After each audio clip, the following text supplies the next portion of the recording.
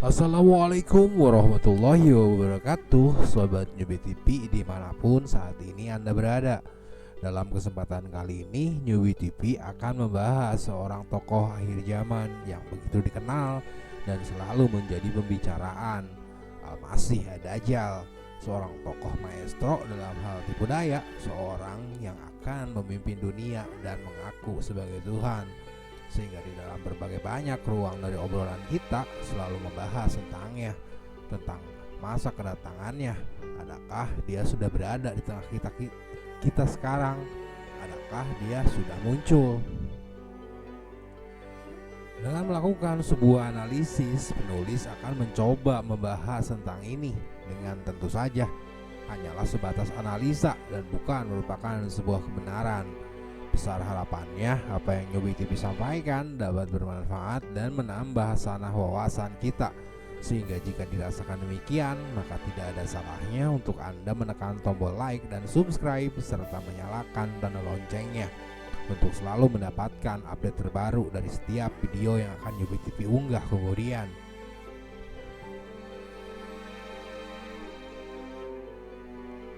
Sobat Nyubi TV, banyak kemudian dari kita mempersepsikan Dajjal dengan menggunakan literatur dari hadis bahwa kehadirannya akan membawa berbagai fenomena keajaiban, seperti membawa surga dan neraka di tangan kanan dan kirinya berikut gunung roti, akan mampu membuat bumi kering kerontang, dan sebaliknya dapat membuat pula bumi menjadi subur, membelah tubuh seorang anak dan menghidupkannya kembali, mengelilingi bumi dengan kecepatan seperti angin, memasuki setiap pintu dan mengendarai keledai yang bisa terbang.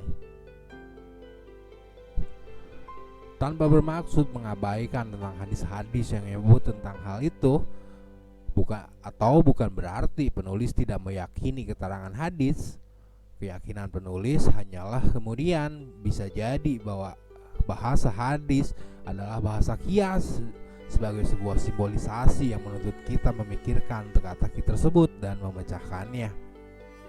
Seperti misalkan saja hadis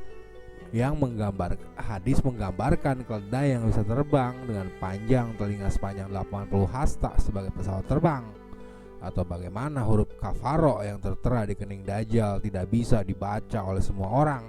Hanya orang yang beriman saja yang bisa membacanya meskipun buta huruf.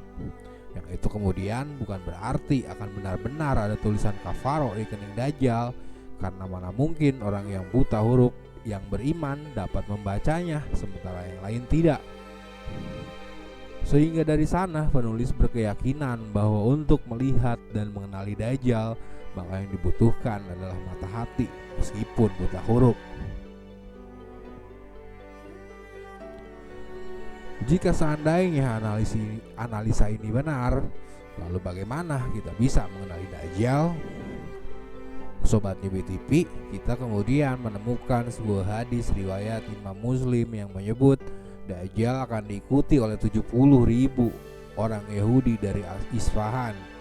Mereka memakai Al-Tayalisah, hadis riwayat Muslim nomor 2944.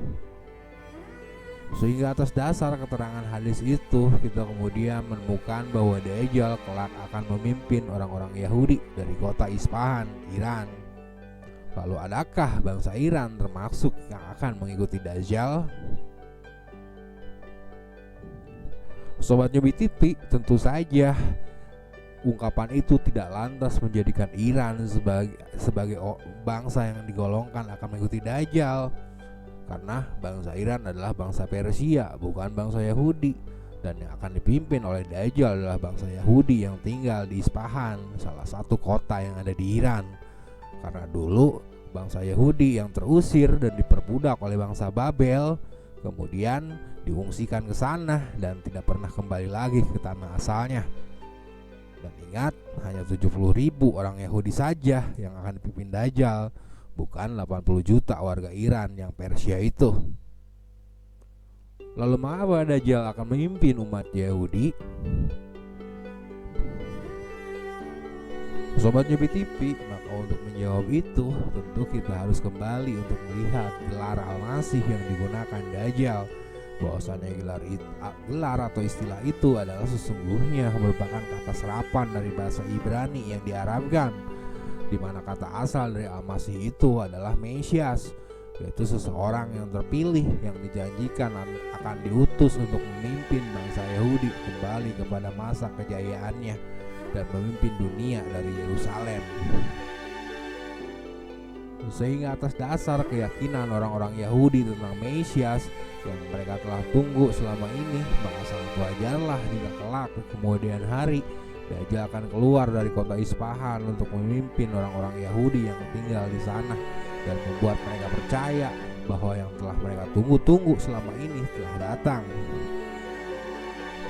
Lalu adakah Dajjal akan mampu begitu saja membuat orang Yahudi Isfahan percaya bahwa dia adalah Mesias hanya dengan modal mengaku atau mempertunjukkan ilmu sulapnya, menghidupkan orang mati, membawa surga dan neraka, atau naik keledai terbang?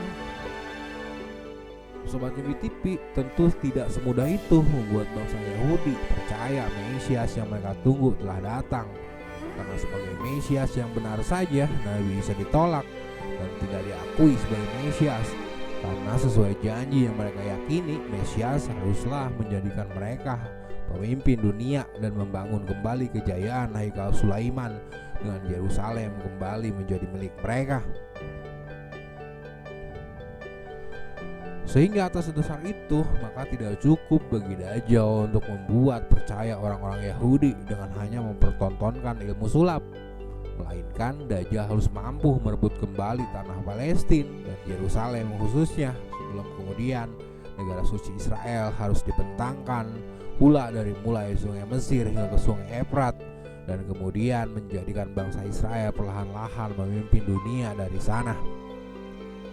Lalu setelah Dajjal sukses melakukan itu, adakah kemudian Dajjal akan menemui bangsa Yahudi yang tinggal di kota Isfahan? Adakah orang-orang Yahudi di kota Isfahan akan mempercayai dan menerima Dajjal sebagai Mesias? Lalu adakah upaya Dajjal menjadikan negara Israel memimpin dunia sudah dilakukan seiring Yerusalem sudah menjadi ibu kotanya dan bait suci Haikal Sulaiman yang segera akan dibangun? Berikut juga tidak henti-hentinya Suriah, Lebanon, Irak, dan Mesir terus berupaya diruntuhkan agar negara Israel membentang dari sungai Mesir hingga ke sungai Efrat. Wallahu a'lam bishawab. Terima kasih sudah menonton. Wassalamualaikum warahmatullahi wabarakatuh.